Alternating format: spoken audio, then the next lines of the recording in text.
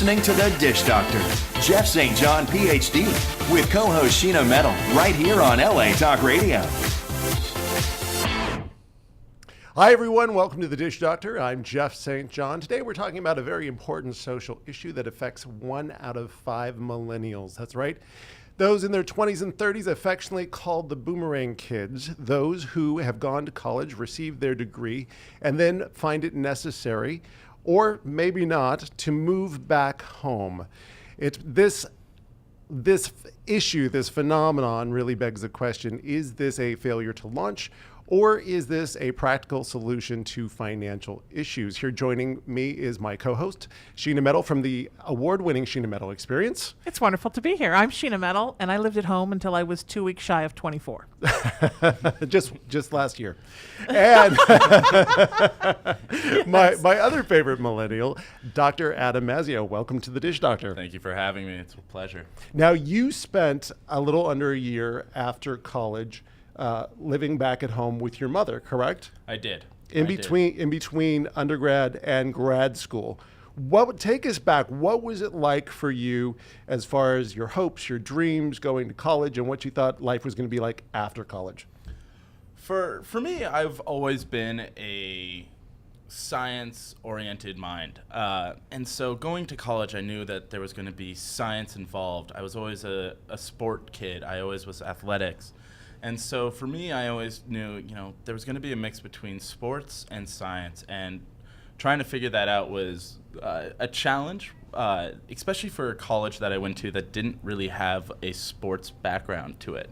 And which college was it? I went to UC Santa Cruz, Okay. University of California, Santa Cruz, and they didn't have a very large athletic program there, especially for my sports. I was a football player and I was a wrestler in high school. So I picked up rugby. It seemed like the only real blend between the two. And so when That's a logical jump. I thought so. I thought it was. And so when I went to college, I fiddled around with so many different majors before I realized that, the major in college wasn't really the issue. It was getting through the credits. And then from there, I always knew that I wanted to go on to higher education afterwards. And so I got to college and I got through it. It was a beautiful thing. And what was your major? I ended up with psychology. You did? Okay. I did. I ended up with psychology. I knew I liked him. Not surfing? Santa Cruz has a good surfing. Great surfing. Great surfing team. Great surfing. Yeah. It was hard for a bigger kid to get into the pool or into the ocean, though, Oh. and try to surf. Okay, I think you'd be good at it. I might be.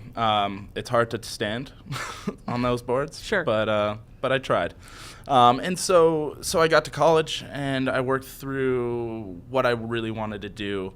I kind of put everything that I thought I was good at into my head and just let it spin around until something filtered out. And I realized that it was going to be a doctorate. I wanted to go into whether it was physical therapy, med school, chiropractic. I really had to figure out exactly where I wanted to go.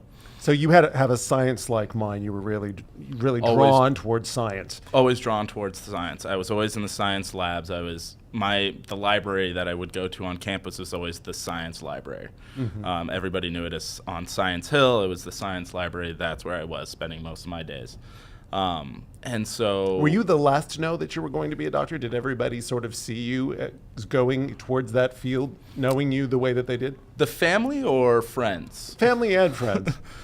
Friends did not. Friends didn't see that going. I don't think really I knew exactly what any of my friends were really going to be becoming.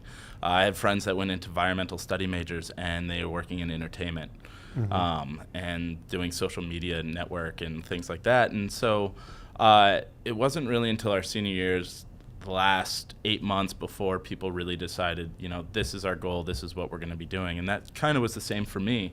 And so I got out in my senior year. I applied to chiropractic colleges around the nation and got into one in Southern California that I was like, okay, back into hometown, not a problem.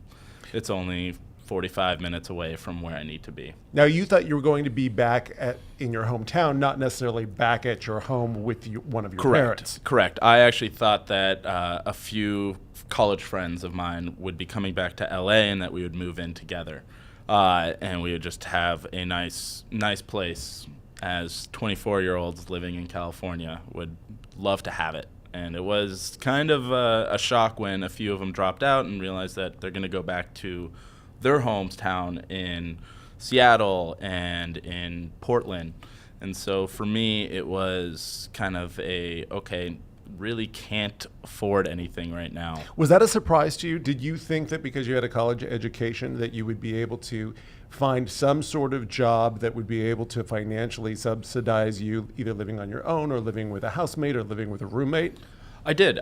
So even in college, I was working 3 jobs at the same time as going to school. I worked 2 work-study jobs, and I worked as a barista, actually, in the evening time. So from anywhere from 6 to midnight, I was in a coffee shop working. Not the easiest job when you're in a college town, especially during finals week. And then for everybody else, Yeah. really cramming. Yeah. Wow. Yeah. I'll take 27 coffees with Yeah. 6 shots apiece. Not- I've got finals. Right. 7 pumps of hazelnut and Yeah, 2 of exactly.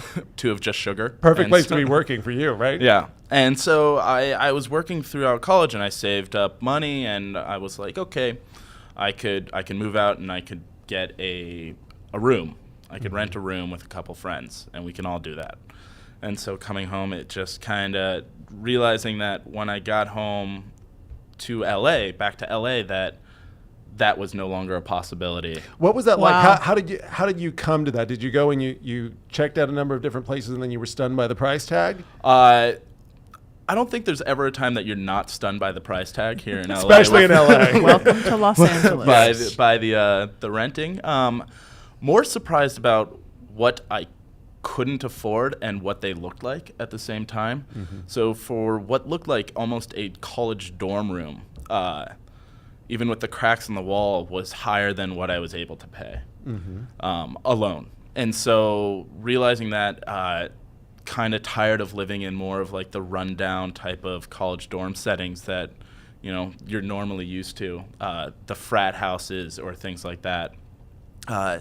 I really wanted to move into a nicer place, that shows that, really have changed from being a high school student to a college student to more now an independent adult. Sure, because you've gone the distance, you've gotten the college degree, and most people, at least over the last 30 years, and this has changed over the last 30 years, a college degree used to guarantee you some sort of financial stability at least, or some sort of financial wealth, but at the very least some sort of financial stability. That's not the case anymore. Now a college education is like buying an admission ticket to the games. It doesn't necessarily mean that you're going to play or win financially in the game of economics. It's kind of like actually buying the ticket to the parking lot, and then you have to go through and buy more tickets as you go along. It's kind of... Yeah.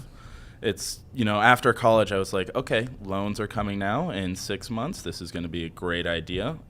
Let's pay those off as quickly as possible. Let's get a job. Let's try to move out. And I was just like, there's nothing I can do now. Now, were you, Adam, when you were in college, were your loans paying for your room and board? So that was technically taking care of your rent? Loans and also what I was paying. Right. So when I You moved... were doing both. Yes. So my freshman year, I lived on the dorm campus. Sophomore year and the following 2 years after, I moved off campus and lived in housing within the city of Santa Cruz. Because maybe this is just me, and again, I lived home until I was 2 weeks shy of 24.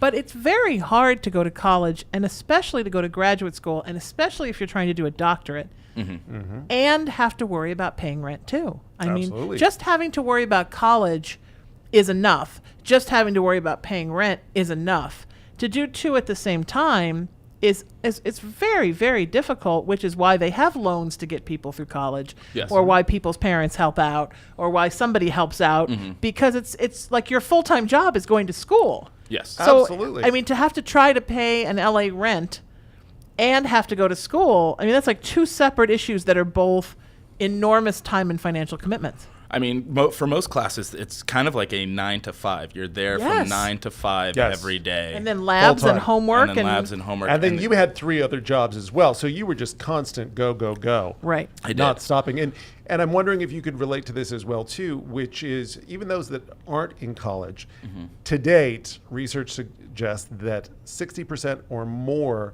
of millennials, whether they're college grads or not, are still receiving some sort of financial support from their parents. That there are either 60% of millennials are either unemployed or underemployed. And by underemployed, meaning still working full time, but not making enough to be able to subsidize their living solo. Yes. So when I graduated college, found out I couldn't live anywhere else, I came home, and there was nothing I could do about it. That's what I had to do. But I realized, there's always the pros and cons to moving back in with your folks. Pros being you're rent free. Hopefully, if your parents aren't really going to charge you to live there. Right. Which should they really? I don't know. I mean, I've heard of some friends have getting too. charged by I think it's family terrible. members, but the idea that now you're rent free, your utilities free. It's not always included in rent these days, and so you have all of these. If other you have things. generous parents. If you have generous parents, You yes. have mom's refrigerator. Yes. Yes, you Yes. have. You have always room and a board. stocked fridge. Right. And parents that- always have the best cable. They also know exactly what you like to eat, and so when Yeah. you come home, there's always something there. Especially if you have really a cooking family like I do. And so for me, my mom was always filling up the fridge. There's things that like I would be doing by myself independently all the time, and it kind of was stripped away. And you could say it's a pro because you don't have to do it. There's a lazy attitude that you're no longer having to go grocery shopping. You don't have to do the laundry because your mom's going to end up taking it from your room or something like that. But for me, it was more of I've lost certain independence now. Sure. Now, what kind of independence? What kind of things did you want to do that you couldn't do with mom? With living in the house, the idea of entertaining guests at hours that wouldn't be ideal for my mom to be up at. Oh. Okay. So Having a party with like 5 guys at 3:00 in the morning. Or 5 girls. Well, that we were going to get to that would be that was would be an coming. interesting story too. That was coming. Yes. I think we're quickly heading towards the We're moving cons towards of moving back home. people spending the night in your bed. Yes. There's always that. You're a 24-year-old man. How is that not on your mind at all times? Sure. Especially in a city of LA, where nightlife is such a huge thing. Where most of the city revolves around a nightlife aspect. People ask what's going on, and the first thing that usually pops up is this bar is doing something, or Hotel Roosevelt is doing something, or Right. there's always an event at an evening bar or something like that. So the idea though is that like I was coming home and I would have friends over. I would do dinner parties and things like that, but the idea that the conversation is kind of muddled through having a mom in the house. You now have an official filter that lives with you, and it's Yeah. not your own So filter; it's your mother. So everybody is a little more cautious in what they're saying and what Sure. they're doing in a house. Conversations and interactions Nobody wants to are talk about stilted. their Right. evenings before or anything else like that. So you're kind of just standing there. And for me, You're in church, basically. you're pretty much in church. You're pretty much in pretty church much when in you're church. living with mom. Yeah. Note to self: I need to call my mom as soon as we're done and tell her how cool she was. She would make food and then go upstairs and didn't care what I talked about. See, my mom, she's a realtor, and so when she comes home, she likes to still do work from home. Okay. And so for me, it was just like watching, somebody in the living room at all times, and my room was adjacent to the living room. So at all times of the downstairs of the place, there's my mom. I don't have that privacy anymore. Walking up and down the stairs, going to the shower and whatnot, I don't have the freedom that I normally did of living on my own and being there. Walking doing the downstairs. And Stairs if with you no did, it clothes would on. be very awkward. Yeah. So Yes. walking down in a towel or, Granted, it's my mother. She's seen me since I was born. Sure, but she doesn't necessarily want to see she that doesn't going need up to and know down her anymore. stairs. She doesn't need to know after. Nor would you want her to Nor do I at want. 24. When Nor she do thinks I of you wanna as show her. naked, she needs to think of you as one. Yes. Like the one baby picture that we have of it. You in the tub with the that ducky. Yes. she would show old Yes. girlfriends. Yes. Yes, yes, exactly, and the that's perfect photo. That kind she of should just keep. yes, that kind of embarrassment you can tolerate, Yeah, right? I could take that one. But now it's the cons of it. You really don't have your own independence. You find yourself really revolved around worrying about what they're gonna think or they're gonna say. You lose that I'm a man feeling, and you become more of I'm a kid. Yeah, I was going to ask you that if it was hard not to fall back into childlike roles. In other words, you mentioned earlier, I don't have to go grocery shopping anymore. I don't have to do my laundry. If in some way, on one hand, it's a pro, but on another hand, it could be a con in that you feel emasculated.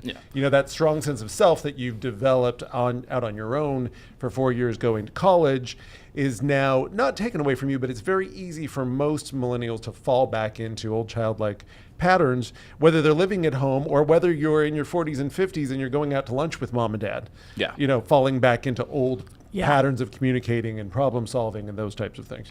I always think that there's a realm where our folks will always think of us as kids. There's no doubt about it. You are, you're their offspring. That you're theirs. And there's always that mindset in their head. As for us, when we grow up, we lose that with them. They become more of, as much as they are our parents, they become more of A peer? a confidant, somebody that you can talk to. But you lose that they don't need to control any aspect of your life type of part. But was there a closeness to it? Because with my mom, that was one of our best times, I would say, from when I was about a junior in high school until I was in my late 20s, was kind of our most fun time. She was still the parent. She was still young enough to be the parent, but I was an adult, and we had some of the best times together. That's why I didn't move out, because it was so fun. She made it easy for you to stay. I went to school locally, and it was so lovely to be with her that I couldn't imagine finding a roommate that I would that I would like as much. Feel as safe. But or my mom comfortable also at. had a very open door, come as you go kind of thing. And I worked in movie theater, so I worked nights and I came home late at night. And she was fine with it. So I think it depends on the parent. I think does. if a parent is trying to sort of control you and smother you. And it was nice because I could do all the things that she didn't want to do, like, lifting things and taking out the trash. And then she could do all the cooking and the shopping. And then, I think it was my first marriage in a way. So for you, it worked out really well. It was great. with you and your mom. And your mom is a really loving, wonderful person. Wonderful person. Who's I would imagine she has a very strong sense of being a mother and mothering. That's her Right. her Yes. language of love. She's to a be caregiver mother. as well. She's a caregiver. So not that she's a horrible person. She's a loving, wonderful Not person. at all. But Yeah. her way of loving is mothering, which is the opposite of what you need as an adult more of man just- coming back home. Yes. You're looking for more of a peer relationship, more of a roommate, housemate Mm-hmm. type of relationship. But mom is always going to be mom. Yes. Mom's always going to fill the fridge. She's always going to pick up the laundry. She's always going to say, She's- where are you going? She's always going to ask, it's going to always be a 21 question type of game. Oh. I'm sorry. Who are you where are you going? Who are you seeing? And sometimes, she forgets what question 1 through 5 was, and we'll ask it again. And so, but for me, I'm absolutely okay with it. I used to be still at heart, always will be a mama's boy in a way. Everybody should love their mother. And so for me, I love her, but I was losing the man inside that needed to really learn how to be, from 24 to what he needs to know to be 34. Sure, and you living wanted well. to wanted to continue to love her, just love her from your own house on your own 2 Yes. feet. Right? Now that FaceTime is out, it's so much easier to just FaceTime with your mom rather than have to be in the same room at all times. If I'm living in West Hollywood or if I'm living in Silver Lake, it's almost like a long distance relationship with any friend that you have that lives across this city, Sure. especially with the traffic and everything that goes on. So the idea that you're not going to be able to regularly see your folks is always there. when Sure. when you're no longer in the house. Now, how did you negotiate with your mother those times when, as loving and as sweet as she is, it was cramping your style? She loves having her boy back. There's a deep part of you that is a mama's boy and loves your mother with all your heart. But when she was cramping your style, how did you negotiate that? How did you deal with that? After a few months, I actually realized I had a conversation with my older brother, and he was just like, you have to set ground rules. There's now a point of setting ground rules of you're no longer the high school student that needs to be driven anywhere or need to be looked after. You know what you are. You know what you're going to be doing in life.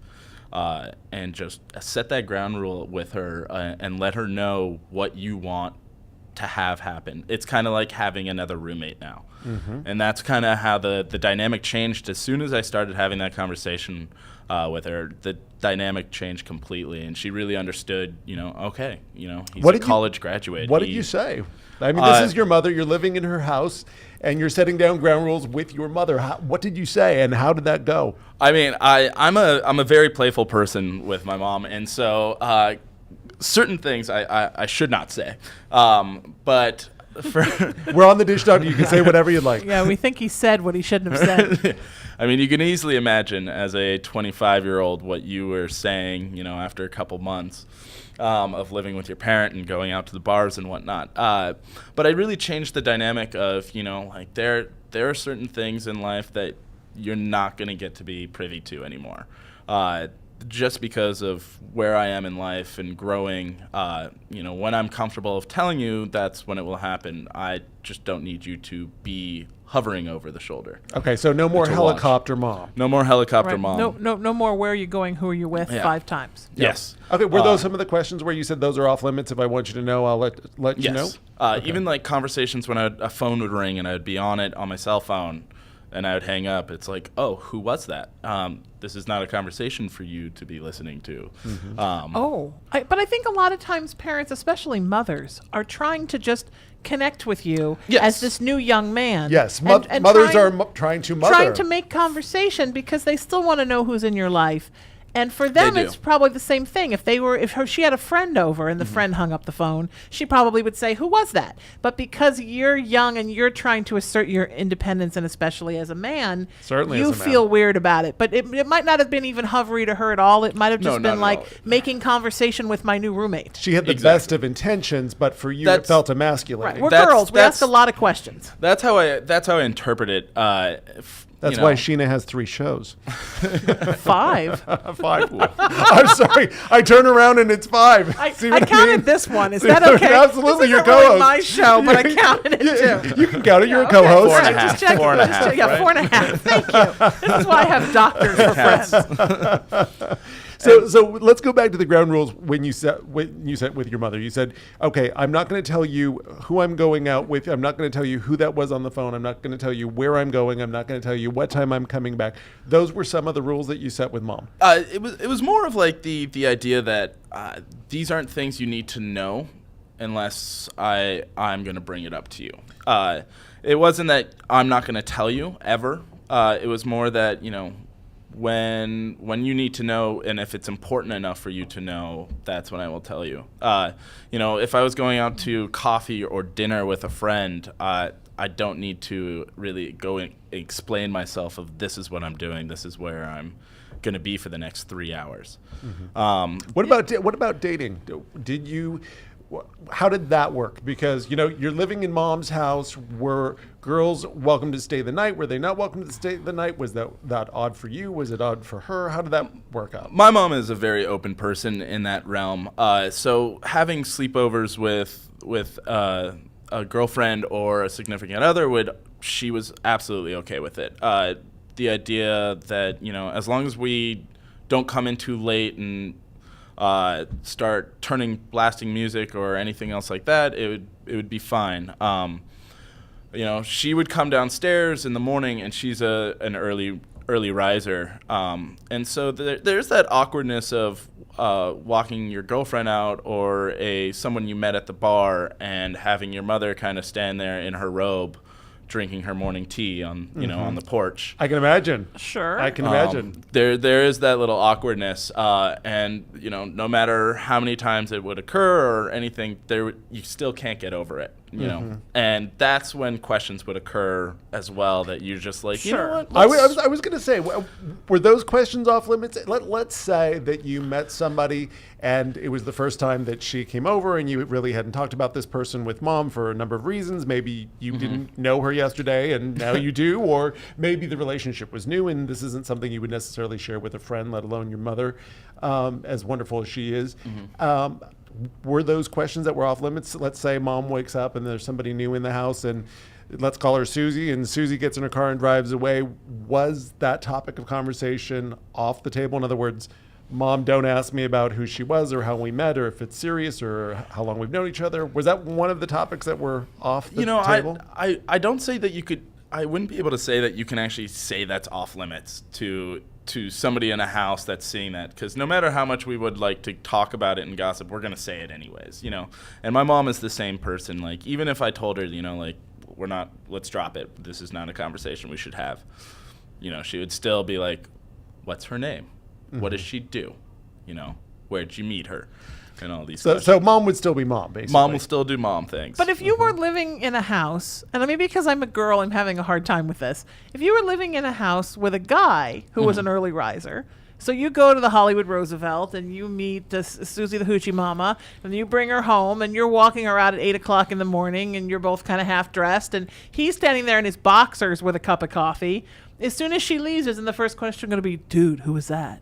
What's or her would name? you just get a nod What or a happened? fist bump and that's it? And would that be okay I mean, if there was a the guy? conversation, the dynamic would completely change in that setting. But it's okay if like a guy was asking a bunch of questions, like a friend. I mean, like one of my best friends would be a roommate of mine. Yeah, right. 100%. It's just one of the. I find it awkward to have.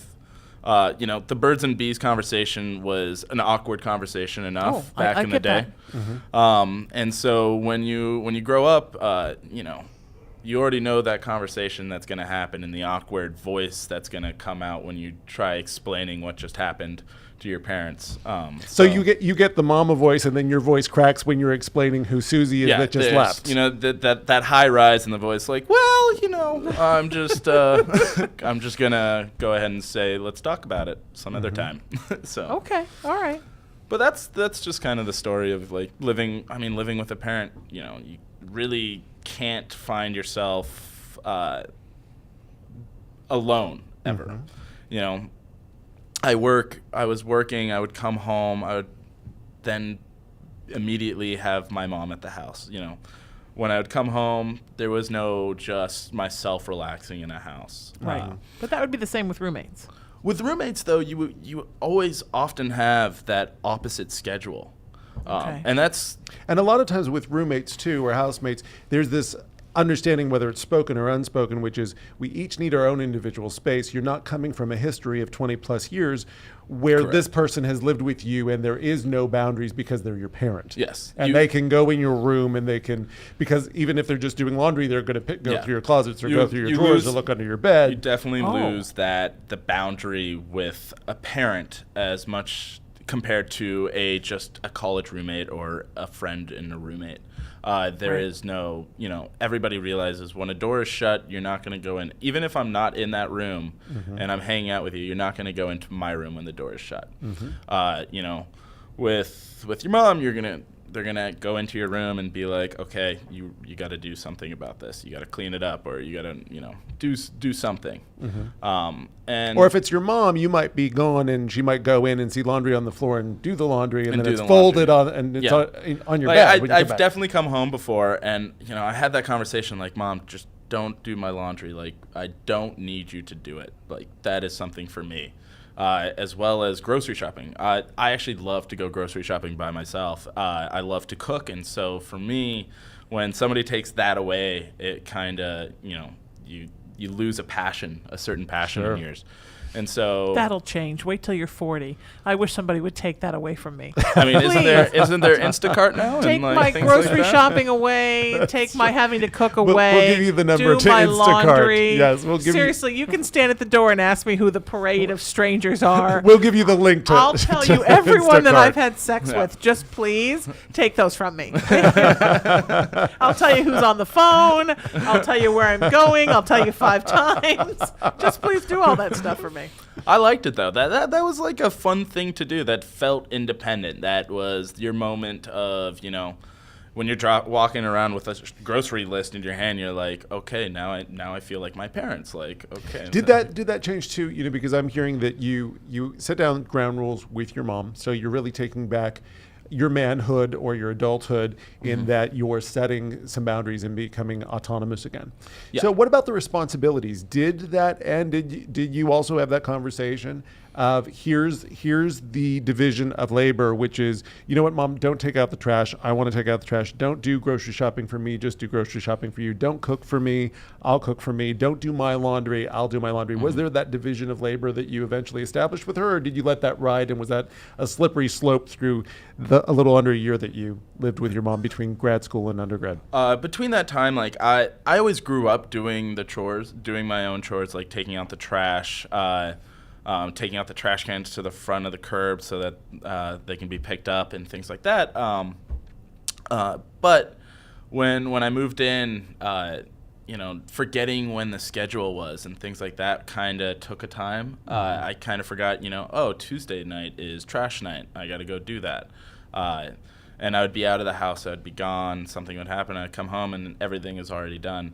But there became that dynamic where, you know, I started taking on more in the house when I finally had that conversation, which most likely was a relief to my mom, that she no longer felt like she had to do it.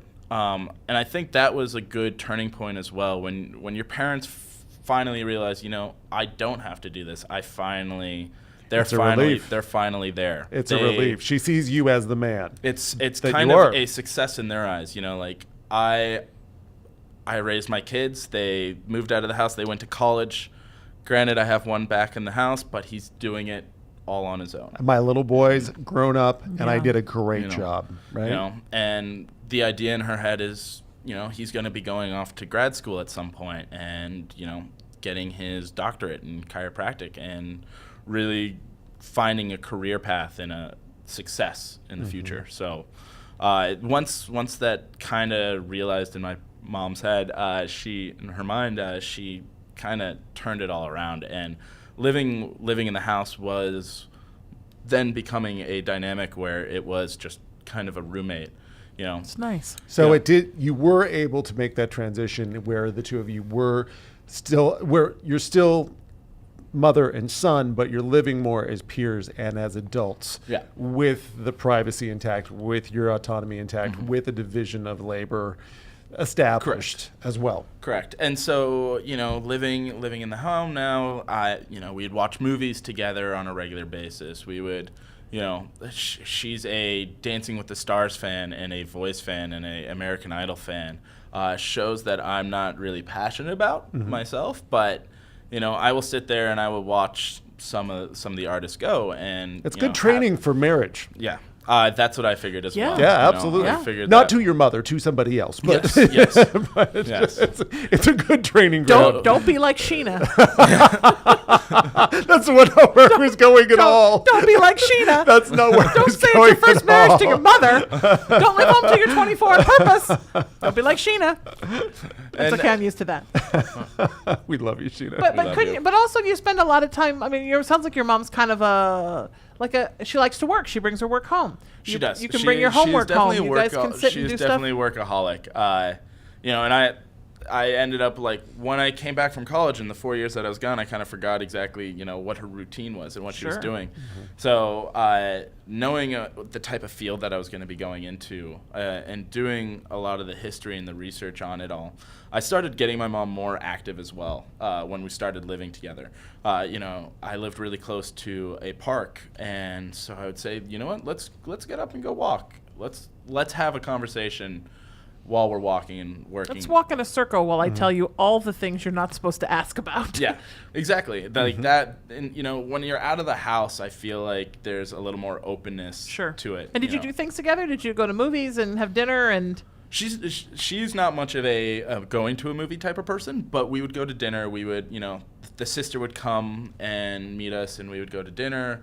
We would, go to activities that there were great. out during the day, on weekends at least, when she wasn't doing work for herself. I think that's great, Jeff, because I think that a lot of times parents panic that when college comes and kids move out, that is the end of the closeness they're going to have to their kids. And it's not. It's a new closeness. It's a new opportunity to develop a relationship like you developed As with two your mom. adults. As two adults. That are as still peers. family. Absolutely. And I think that those years between 18 and 28 are so important for your parents to realize that I'm always going to want to love you and spend time with you.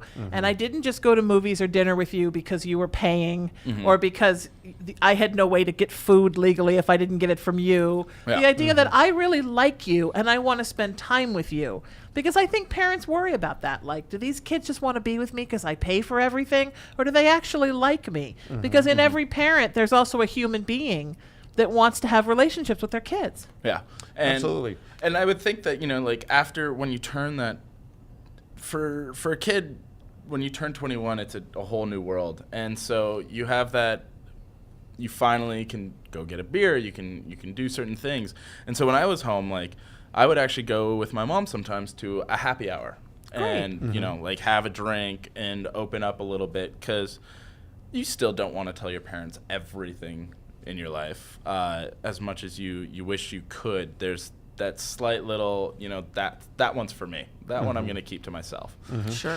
Now, I'm curious, living back at home, did you see it as a failure to launch? Did your mom see it as a failure to launch?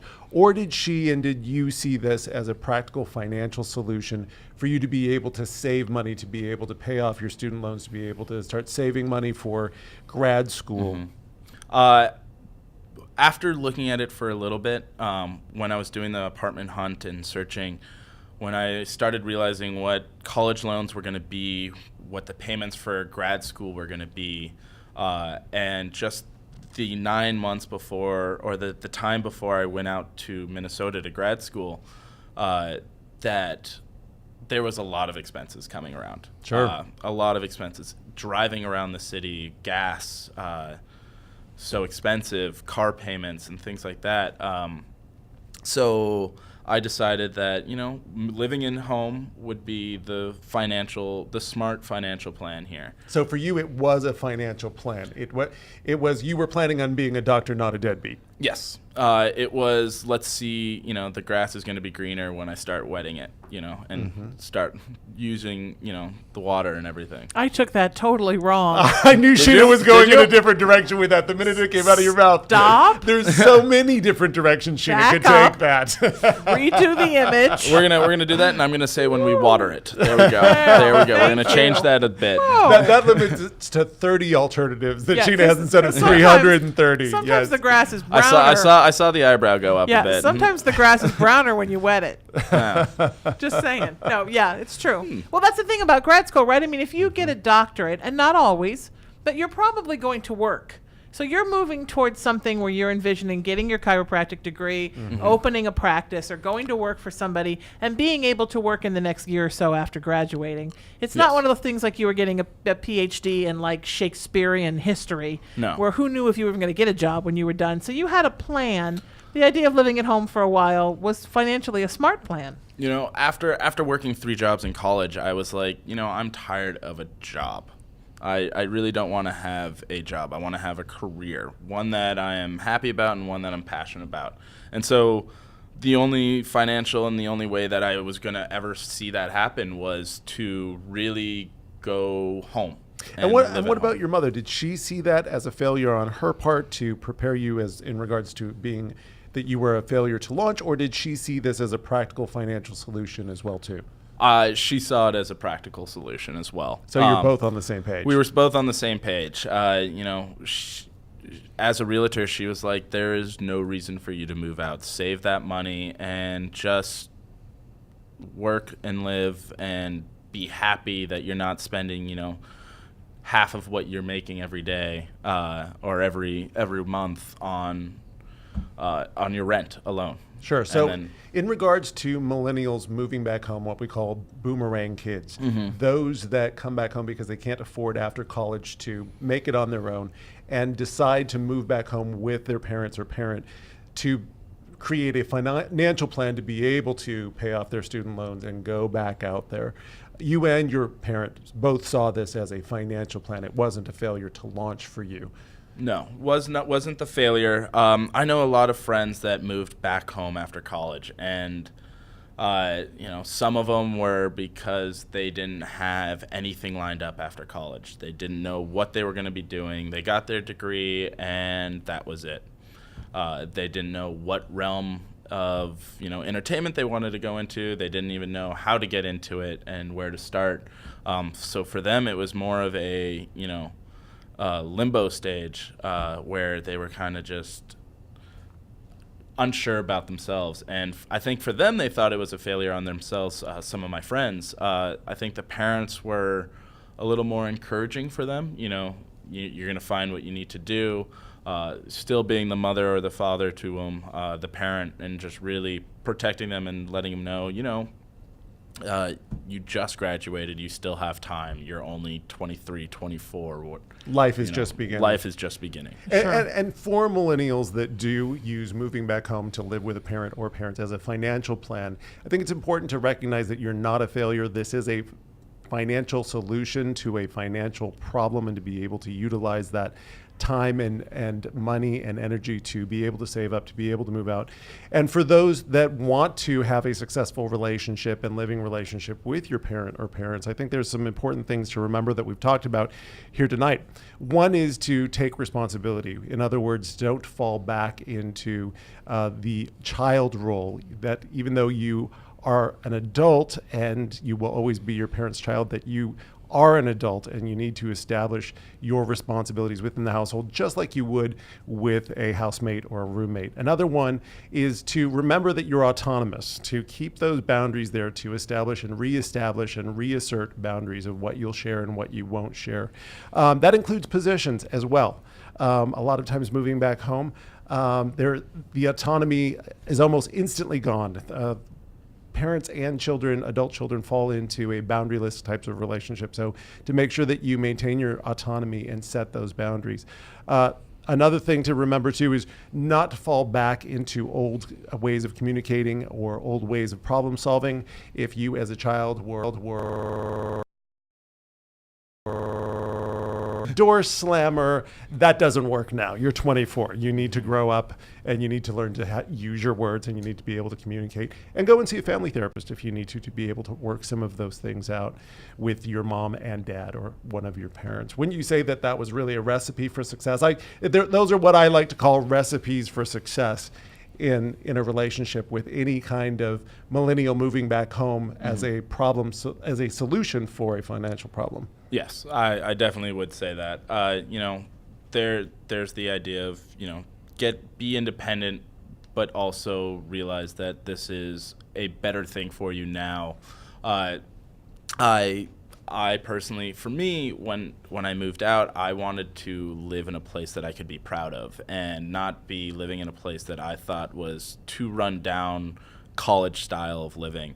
I wanted to have, a nice place where I can entertain friends and have that ability. So I think that if you're going to, live at home, just understand that, the boundaries are necessary, but also there's going to be that financial and personal growth that you get from it. I agree. Sure. And I think you're a perfect example to Dr. Adamazio, who did go on to get your doctorate's degree, and living at home for that short while in between undergrad and grad school was short-term sacrifices for long-term gains. You are now a Los Angeles physician, and you are the owner of Los Angeles Chiropractic as well. For LA Active Chiropractic now, I started my own business as soon as I graduated grad school. And moved out here, and I created a house call type of practice, a concierge style of practice where whether you are in your home or your workplace, that care could be brought to you. Just because I know so many people in this world, in LA at least, are so busy with work or with the household, and that they don't have time for themselves usually. Time is money for them, and so I wanted to give that ability to come to them wherever they are. That's great. The parent at home who has a couple kids that is trying to get those kids ready to just get into the car to sit in 30 minutes of traffic for a 20-minute appointment and then come back after that, and nobody to watch the kids while she's with the doctor is never an easy thing. And so I thought, let's take away some of these issues that people are having that they don't want to treat themselves. And so that's why I created LA Active Chiropractic, to kind of bring that complete clinic into your own home and office. Wonderful. So you really cater as a concierge doctor, LA physician, owner of LA Active Chiropractics, to those in LA on the go, whether they're working in or outside of the home, whether you're a lawyer and you can't leave because you're on retainer and you've got billable hours that you've got to get through, or whether you're a stay-at-home mom and can't take the time to get the 2 or 3 kids showered and dressed and out the door, and then wait in a waiting room and not have anybody watch them. Correct. And just somebody who really enjoys their privacy, the idea that, going into a clinic and having 15 people in a waiting room isn't, comfortable for them. The idea that, you can take that comfortability in your own home now. You can have that there. And also a lot of the issues that people in health have are sometimes related to in-home, what's going on in their home. So, for me, I deal with, musculoskeletal issues and a lot of other different things as well. But for the main thing, you get to see how somebody lives in their house, where everything is Real positioned. eye-opener, isn't it? It's kind of that ergonomics of house living. And so you kind of get to really see what's going on, and you can kind of be that lifestyle coach and kind of give them Sure. advice on things that would really benefit them. Now, do you treat them in the home, or do you have a van and they come out like when I get my dog groomed? No, definitely not like the dog grooming No. services. A little different. I was kind of looking forward to A that. lot different. A lot different. I actually I bring myself a table, a chiropractic table. I bring a physiotherapy machine, so it does electrical stimulation. Wow, I was wondering about the machines and how you made them mobile. Ultrasound, ultrasound therapy, laser therapy, light therapy, and I do functional movement screens and things like that, and I can do it all in the home. It's wonderful. Exercise therapy as well. And so the idea is that, I have everything there. What a chiropractor really needs is just their hands and a sharp mind. And so that's kind of where I started with that. I can take this anywhere. So It's wonderful. Now, do you have an office? He I do absolutely not. does. He is a concierge doctor who goes to homes. your home is Oh, my that's office. wonderful. Oh, Exactly. I like that. I didn't know Yeah. if maybe you had both. No. And Not because yet. he has millennial eyes and I do not, and people are going to want to come to see you, please tell us where people can reach you as far as a phone number. For LA Active Chiropractic, you can actually reach me at 310-853-5447. That is 310-853-5447. Best number to reach me. It's actually a personal cell phone number, so if you ever want to reach me there, then I will answer. That's right. Give Dr. Adam Mazzio a call, owner of LA Active Chiropractic. Also, for those millennials out there looking for a change in career, check out icdccollege.edu. Their motto is "We Change Lives." They've got a wide array of programs that might be fitting for you. Sheena Metal from the Sheena Metal Yes. Experience. Tell us about an event you have coming up. I am directing a production of Eve Ensler's The Vagina Monologues for charity this month and next. And every night it's a different cast. I believe this year we have 28 actresses per cast. It depends Wonderful. on how Eve sets the show up, how many parts there are, but as much as I can diversify the parts I do, and it's actresses, musicians, people from television, film, theater. I do it every year, usually this time or sometimes in the winter, and we open on May 23rd, which is Memorial Weekend, and are dedicating our performance to all of the women in the military. Wonderful. And it's a lot of fun. It's a great way to do art with people that I love and do it for good causes. We benefit protect.org and Eve Ensler's charity, which is vday.org. and it's all about ending domestic violence against So needed. women, girls, but really against everybody, and also Protect.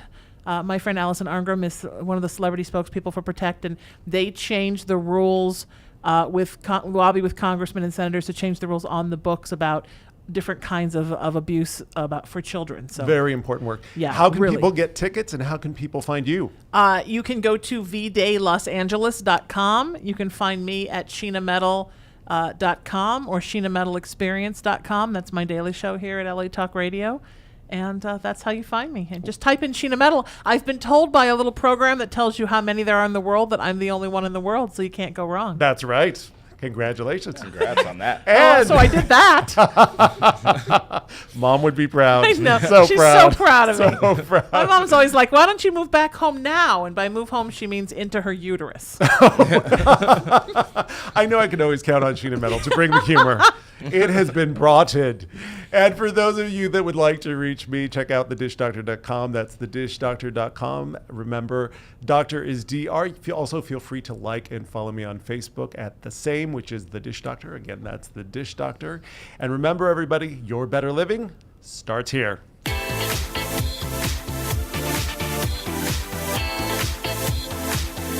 You're listening to The Dish Doctor, Jeff St. John, PhD, with co-host Sheena Metal, right here on LA Talk Radio.